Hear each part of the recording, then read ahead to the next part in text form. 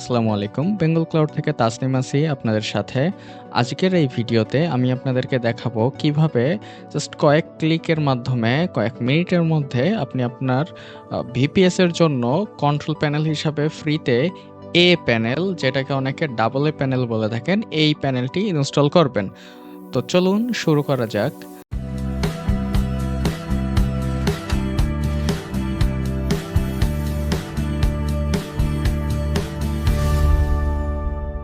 প্রথমে আপনার Bengal cloud client অ্যাকাউন্টে লগ ইন করার পরে ভিপিএস অ্যান্ড সার্ভার্স থেকে আপনি চলে আসবেন এখানে ম্যানেজে ক্লিক করবেন। ম্যানেজে ক্লিক করার পরে আপনি এরকম একটি ইন্টারফেস দেখতে পারবেন। এখান থেকে আপনি প্যানেলে লগ ইন করবেন।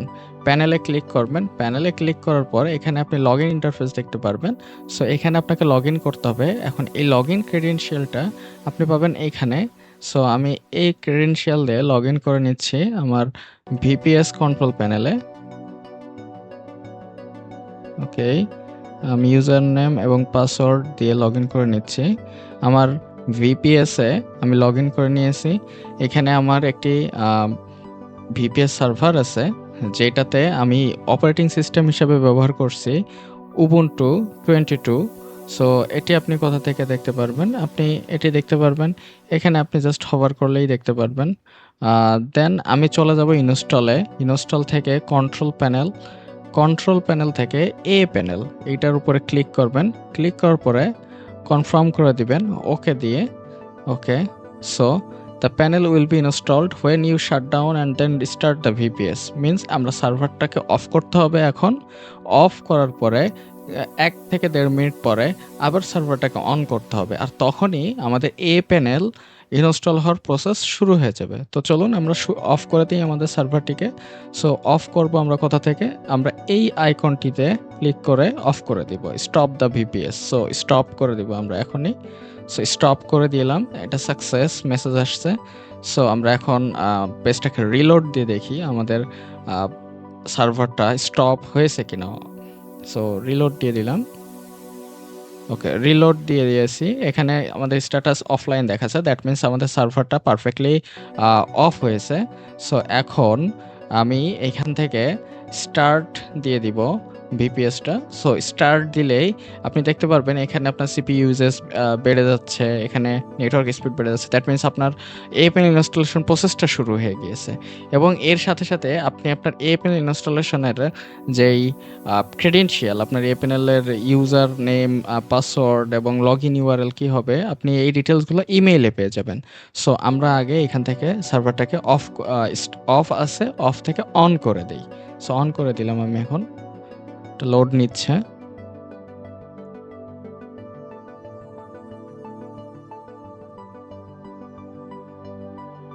ওকে, এটা কিছুটা সময় নিচ্ছে। Okay, success, the VPS was started successfully. আচ্ছা, এখন আমি আপনাদেরকে যেই কথাটি বলেছিলাম যে সিপি ইউজেস বেড়ে যাবে, নেটওয়ার্ক স্পিড বেড়ে যাবে। দেখুন, নর্মালি সার্ভার অফ থেকে অন করলেই বেড়ে যায়, বাট আপনি এখানে গ্রাফে গেলে সিস্টেম স্টার্ট থেকে আরও দেখতে পারবেন যে এটা কন্টিনিউয়াসলি আপনার প্রসেস কনজিউম করছে। সো দেখুন, ইউজেস বাড়ছে। সো দ্যাট মিন্স এখানে আমার ব্যাকগ্রাউন্ডে আমার ভিপিএস আমার প্যানেল ইনস্টল করছে, এই জন্য আপনার প্রসেস বেড়ে গেছে। আর প্যানেলটা কিন্তু এখনই ইনস্টল হয়ে যায়নি, এই প্রসেসটা চলছে।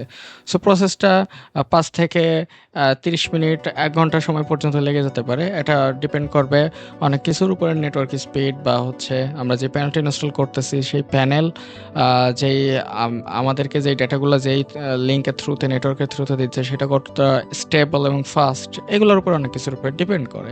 সো আমরা আধা ঘন্টা পর্যন্ত অপেক্ষা করতে পারি, এবং ইন দ্য মেইন টাইম আমরা দেখে নিতে পারি যে আমরা যে মেইলটা পাবো সেই মেইলটা কীরকম।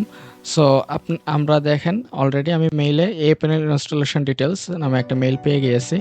সো এই মেইলের ভিতরে বলে দেওয়া হয়েছে যে 5 থেকে 90 মিনিট পর্যন্ত সময় লাগতে পারে ইনস্টল হতে। আর এইখানে আপনি চাইলে you can check the logs in your VPS on following path. আপনি যদি টার্মিনালে পারদর্শী হয়ে থাকেন, আপনি এখানে যে এ প্যানেল ইনস্টলেশনের লগ, যে এটা কীভাবে কী হয়েছে, কোনো ইরোর আসছে কিনা, সো এইখানে আপনি লগটা পাবেন। আর এইখানে আপনার এ প্যানেল ইনস্টলেশন, আপনি এই লিঙ্কে ভিজিট করে আপনি আপনার এই প্যানেল অ্যাক্সেস করতে পারবেন। তবে এই লিঙ্কে ইওর ভিপিএস আইপি এই জায়গাতে আপনার আইপিটা রিপ্লেস করে নিবেন। ফর এক্সাম্পল আপনার এখানে আইপি আছে এই আইপিটা।